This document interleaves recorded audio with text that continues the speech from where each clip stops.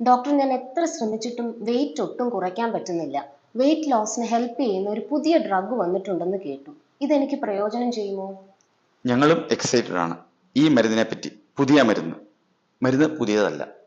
UK-യിലും US-ലും 8 വർഷം പ്രയോഗിച്ച് പരിചയമുള്ളതാണ് സെമാഗ്ലൂട്ടൈഡ് എന്ന പുതിയ GLP-1 എഗോണിസ്റ്റ് ആണ്. ഇത് വെയിറ്റ് റിഡക്ഷന് വളരെ ഫലപ്രദമാണെന്ന് പ്രൂവ്ഡ് ആണ്. വെയിറ്റ് റിഡക്ഷന്റെ ആദ്യത്തെ സ്റ്റെപ്പ് ഡയറ്റ് റെസ്ട്രിക്ഷനും എക്സസൈസുമാണ്. അതിനകത്ത് യാതൊരു കുറവും വരുത്താൻ പറ്റത്തില്ല.